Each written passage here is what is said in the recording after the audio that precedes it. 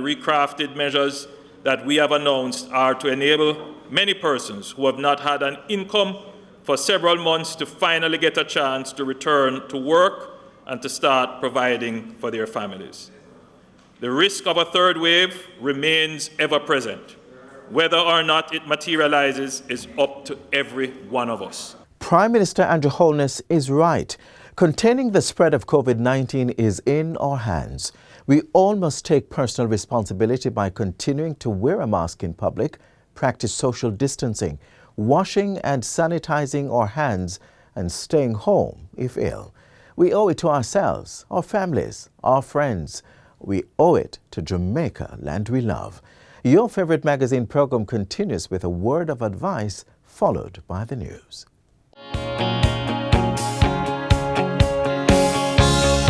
So my advice to persons who are concerned about bladder cancer is noting the commonest presentation is that of hematuria, which is blood in the urine. So if you're seeing blood in the urine, you really should consult your doctor and you should consult your urologist. Also, if you're having other urinary symptoms, such as urgency, meaning you have that strong desire always to have to rush to the bathroom or going very frequently, or getting up often at night, then you really should consult your urologist. If you are in the industries that put you at high risk, then you should be very aware that you're maybe at an increased risk. So if you're a smoker, if you work in the textile industry, or you're a painter, or any of the other industries with prolonged exposure to chemicals, then you should be very aware of the risk of bladder cancer. And it is something that you should have a conversation and the relevant investigations if you have any other signs or symptoms for bladder cancer.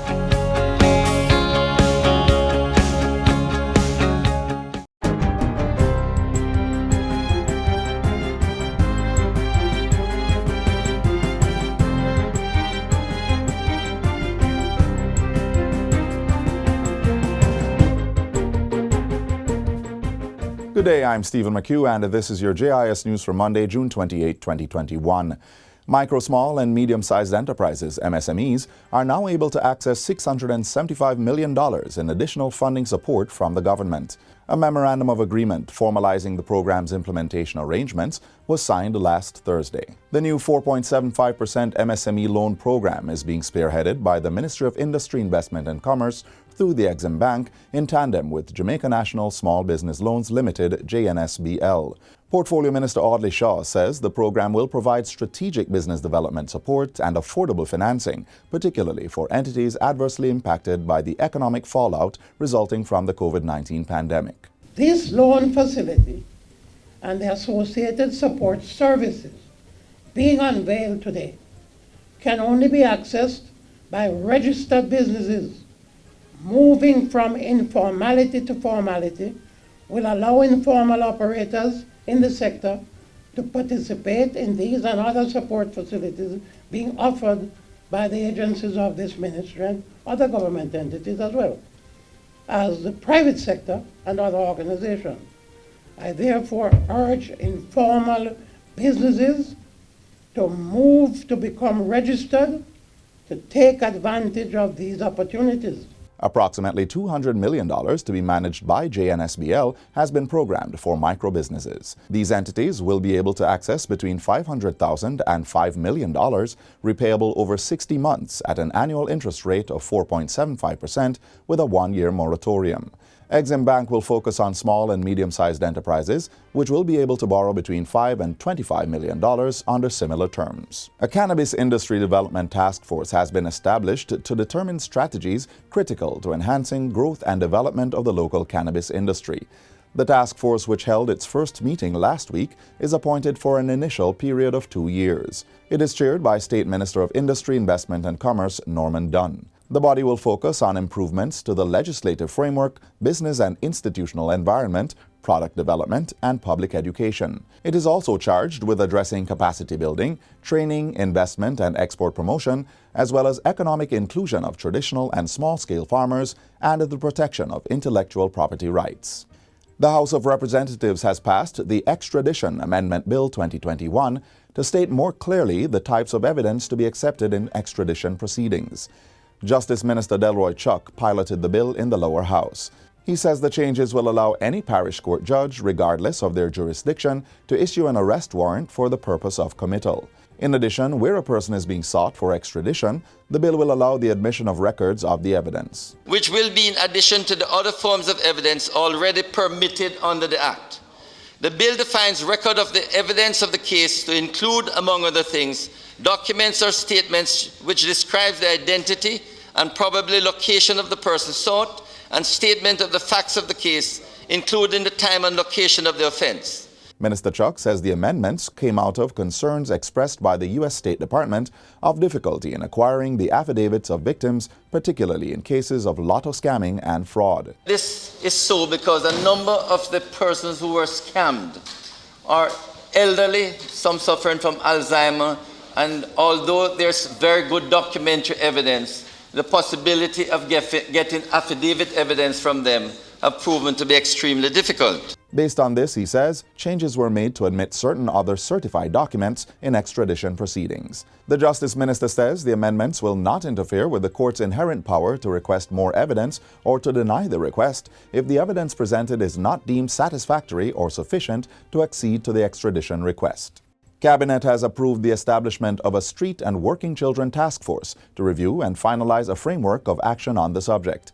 Information Minister Fayval Williams made the announcement during last week's post-cabinet press briefing. She says the multi-sectoral body will oversee the implementation of the Street and Working Children Framework of Action in a bid to cauterize and significantly reduce the prevalence of children living and working on the streets in Jamaica. The purpose of the study is to determine factors that serve to predispose children to living and working on the streets, inclusive of trafficking victims that may be invisible, and to identify gaps in the provision of care and social protection services that could impede an effective response to addressing the street children. Minister Williams says Cabinet also gave approval for the public release of the findings of the final report of a study on children living and working on the streets of Jamaica. The Child Protection and Family Services Agency and the Ministry of Education will use the results and recommendations from the study to inform policies and programming interventions relating to street children in Jamaica.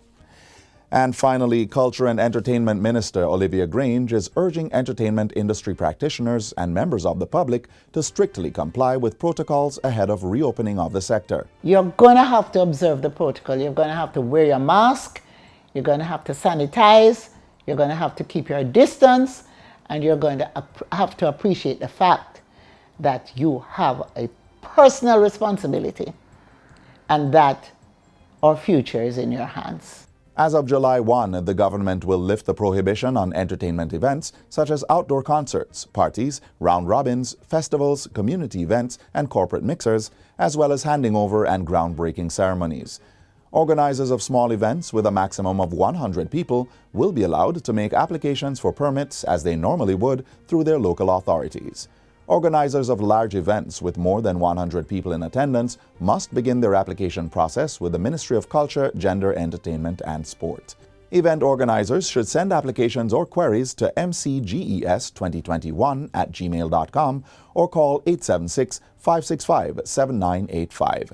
And that's it for JIS News Today. I'm Stephen McHugh. Thanks for watching.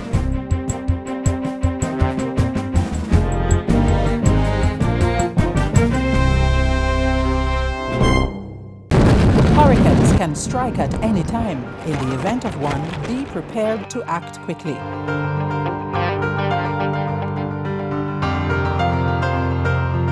If a hurricane watch or warning has been issued, review your home disaster response plan. Map out likely routes to evacuate if your home is at risk and confirm with relatives or friends you plan to stay with. Also, confirm the location of the nearest shelter. Check your emergency supplies and restock if necessary. Remember, disasters do happen, so be prepared.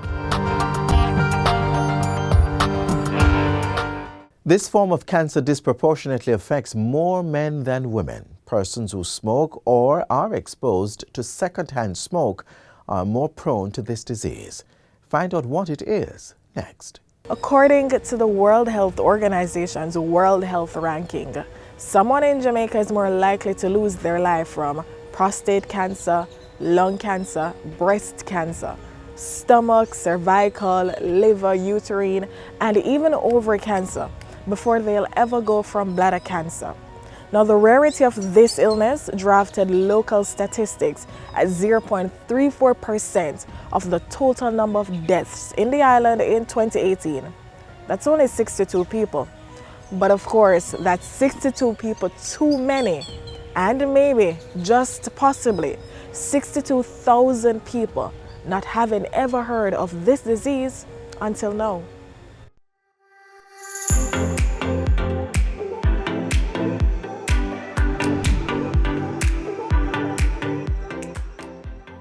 So the bladder is a small muscular organ that is in the pelvis, deep down in the pelvis. Its purpose is really to store urine. Now, cancer, as has been said before, it refers to the unregulated abnormal growth of cells, and in this case it would be the bladder.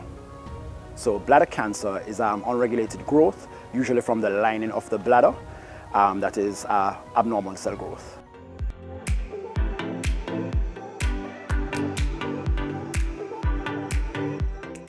So the signs and symptoms of bladder cancer, usually the commonest sign is usually hematuria. Now what hematuria is blood in the urine.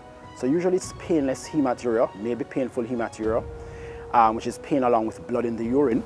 Also, there may be irritative bladder symptoms, or as we would say, storage, lower urinary tract symptoms. Some of these include urgency, frequency, going to the bathroom frequently, waking up often at nights, it's known as nocturia, and in general, some dysuria, which is like burning when you pass your urine. Now, before you experience any of those symptoms, there are some causative factors that lead to bladder cancer that you may want to assess first.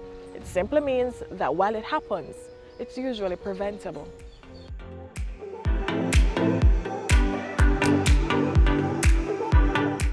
The commonest causative factor for bladder cancer is cigarette smoking. It's actually associated with about 50 to 60% of bladder cancers. There are other risk factors which are known as occupational hazards. So individuals who work in the industries and have prolonged exposure to aromatic amines, aromatic hydrocarbons. So in the textile industry, painters, those who work with tar, amongst other occupational hazards, are at risk for bladder cancer. Patients who also have, for whatever reason, they'll have chronic irritation to the bladder. So there's a parasitic infestation known as schistosomiasis that's rarely associated with bladder cancer also. Patients who have chronic catheters, indwelling catheters, as well as bladder stones and a few other things that cause chronic irritation to the bladder. Now, bladder cancer is very picky when it comes down to gender, with the likelihood of displaying its sprouting behavior on men more often than women.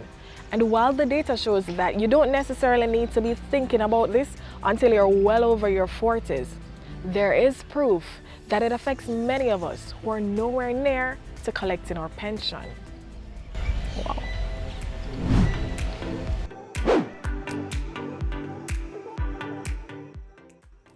The older you become is the more at risk you are. Usually not before the age of 40 that bladder cancer is seen. It's more common in the 5th to 6th decades of life. 5th, 6th, 7th decades of life. It's actually more common in men than women, and this is thought to be associated with lifestyle amongst other things.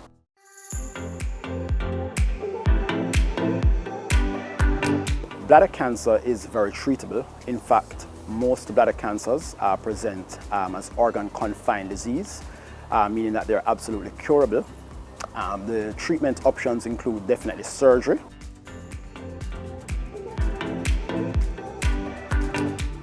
This involves what is known as a transurethral resection of the bladder to actually get diagnosis, and in some cases is curative if the tumor is completely gotten. This involves passing instruments through the urethra, which is the opening through which you pass urine from the bladder, and that allows us to see the tumor. It allows us to resect or scrape the tumor away from the bladder wall, and in some cases we may or may not give intravesical immunotherapy or chemotherapy depending on the risk of the disease. But that's usually how bladder cancer is initially treated. So now may be a good time to just pause for a bit and think about the causes, signs, and symptoms of bladder cancer. And if you've been treated from it before, remember to get your regular checkups because bladder cancer has a high recurrence rate. Watching from the sidelines or the confines of a bed can be a bit of a sting for some, piercing for others. So let's go stronger and healthier together by prioritizing our health.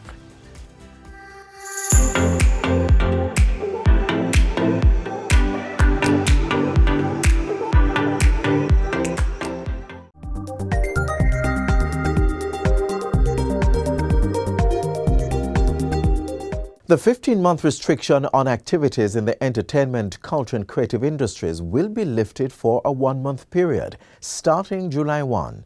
As a kick-off to the opening, government will be staging an international reggae day concert at the Port Royal Cruise Pier. So let's get into the groove of things by feeling the beat of Jamaica's #1 cultural export.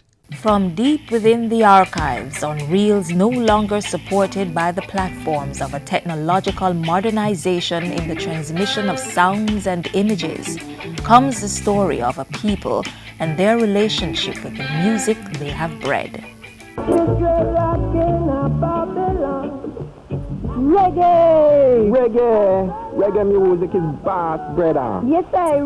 Reggae music is roots. Not the dread. Yes, sir. Is our kind of music that, brother? What me say?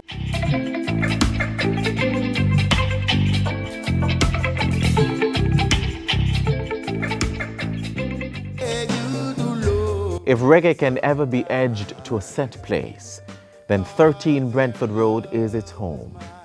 It was here at Studio One in 1968 that Rocksteady briefly went back 20 years, married the folk rhythms of Mento, and gave birth to reggae.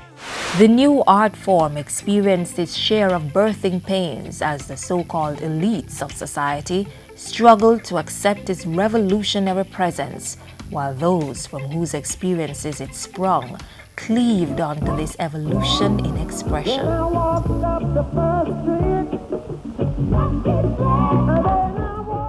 Reggae music is something that I think most of our people are ashamed of. I don't know why this should be, because it is coming from our roots. So much people are naked like them shame. I agree. Truly. Sure, them just shame of what truly belongs to them. What me say? That's how we steal sometimes, do I? Truly. Well, I think that the rhythm is very good, and we like it a lot in Jamaica here. As myself coming from New York, I only thought that I would dig soul music, just, you know, funky music. But as I hear the reggae scene, reggae music, I like it.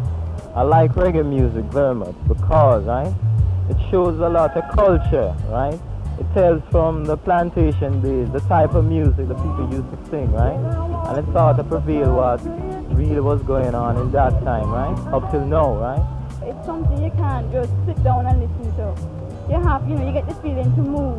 Reggae music is our high-style music. Same way like how soul music belongs to CS, reggae music belongs to J. And my favorite artist are Bob Marley and the Wailers.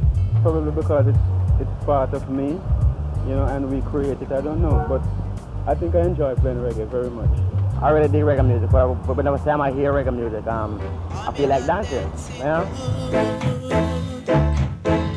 I'm in a dancing mood. Generations later, and the narrative retains echoes of past sentiments with the addition of new layers. Reggae change, I can't say like it changed a bit, but still reggae beat. The old one is better, the new one not much to me. I just love the old stuff. When I'm working, I listen to my music, keep me going, If me go dance on them music that I'm play, me not really stay there. It means everything. It's a part of Jamaican's history, so it defines who we are as Jamaicans. It means everything. It means love, it means peace, it means understanding. Reggae is a lifestyle. Reggae is a lifestyle, Jamaican lifestyle. Yeah, even the lifestyle you live, because even they tell you in the farm, you work hard every day, hustle hard every day, and the music says reggae. So, reggae is life, man, Just start right now, this is my lyrics for it. Reggae has become what some prophesied, a few decried, and almost none could truly imagine. Reggae is no longer seen in the world as alternative music or third world music or new wave music. It's doing good. I think a lot of guys who make a lot of money from it, but it is good. I think it may be probably next to tourism. People know Jamaica not only for our sand, sun and beach, but they know us for our music. So when you go abroad and people be like, you're from Jamaica, you know Bob Marley, you know such and such, all because of our music. So reggae is our definition of Jamaica. It is the strongest component in the brand Jamaica construct. Reggae artists and those who specialize in its offshoot dancehall have won major musical awards. In life and past death, its greatest ambassador retains an undeniable international presence that has demanded respect from world-renowned publications. Since 2009, the entire month of February has been dedicated to its celebration at home. It was instrumental in garnering capital Kingston the designation by UNESCO as a creative city of music. And in 2017, the Jamaican government submitted a nomination dossier to have reggae inscribed on UNESCO's representative list of intangible cultural heritage for humanity. This international protection instrument will ensure that the origins of reggae and its derivatives are appropriately documented and safeguarded for present and future generations.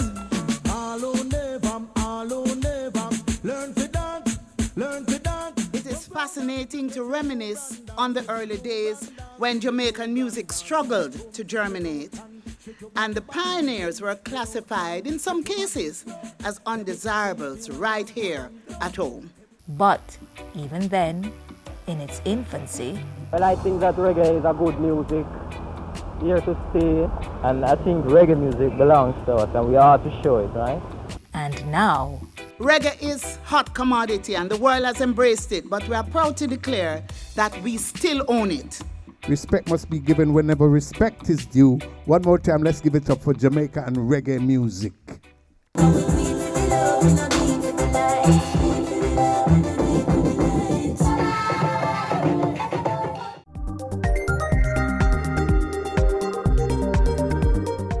This summer is off to a scorching start. Escape the heat by visiting this spot, nestled in the cool mountain range that is the Blue and John Crow Mountains. A land of possibilities. With a largely ideal soil and climate for growing many necessary produce. But also a land where a tropical team competes in a cold weather national bobsled sport. A first of its kind, mind you. And above all, a land with a tropical climate. It's warm weather all year round, but with a slight variation between summer and winter, and some more variations in different parishes.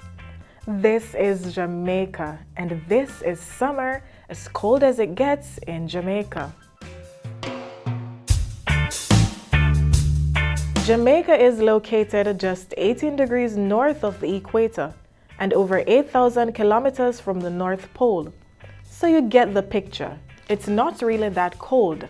However, despite the tropical climate, you might be surprised to know that there are places in Jamaica where it can get nippy.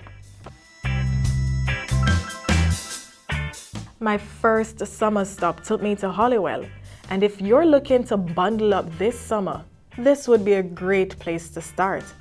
This terrestrial national park is home to some of the most unique plants and animals in the world and provides an ideal link to the rest of the often cold Blue and John Crow Mountains. Now that's a tropical mist. Holywell, which we're now standing at approximately 3,000 feet above sea level, and the typical weather condition is usually very cool. It's a cool climate, usually reaching up to 11 and 12 degrees Celsius. He said cool, but do you see the fog and mist sweeping in the background and permeating our lens? That's called cold if you ask me. The offerings in terms of the climate to Holywell, it's usually very cool, and being that it's within a cloud forest, within the Blue and Junkermount National Park, it entails a large cloud cover. For persons usually in the warm cities, they would normally want to come and exploit and enjoy these temperature at times. And besides the temperature, there's a beauty to contemplate from the flora and fauna that grow and breathe in the area. Even if you're not that into nature, the scene is an immediate attention grabber. Some of the endemic plant species and animal species that's generally found within the national park. One of the plant species thus far is the soapwood, otherwise known as the Sapium harrisis. It produces a milky sap.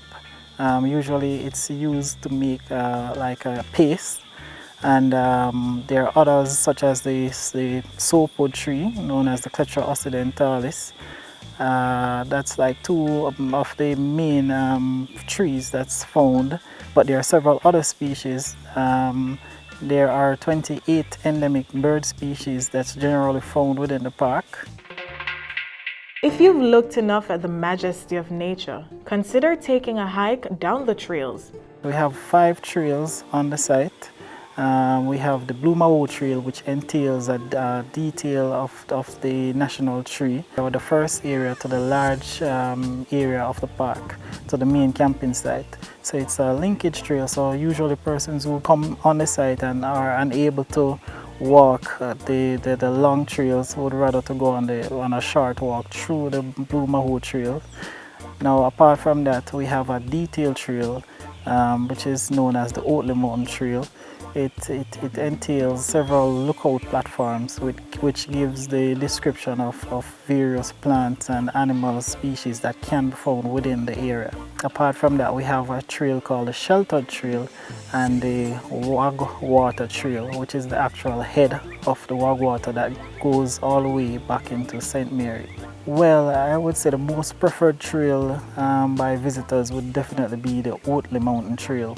One reason for that is that it is detailed, it is an interpretive trail.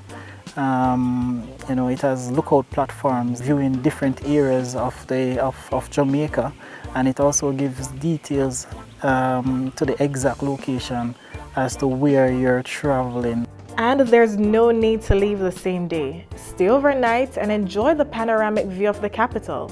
And don't worry, a ranger station is there for your peace of mind. Here at Holywell, we offer camping, cabins, and generally you come up on your picnic for the day. We have 3 cabins here inside Holywell, so we have a 2 1-bedroom cabin and a 2-bedroom cabins. So if you don't want to use our cabins, or if we have no cabins available, you can also use our tents. So we have tents and tent site as well, so we have tents for rental, also cots, blow-up beds, and all of that stuff. Oh, and there's even a jungle gym for the little ones. Hike or climb, you decide. A lot of people come to Holywell and they say that Holywell have a rich history with our ancestors. So a lot of times, from time to time, you find people come up just to relax, and enjoy and be one with the ancestors. So you see, despite our obvious tropical climate, if you're up for a chilly day or stay in the tropics, being high above sea level, then Holywell may very well be your hideaway this summer.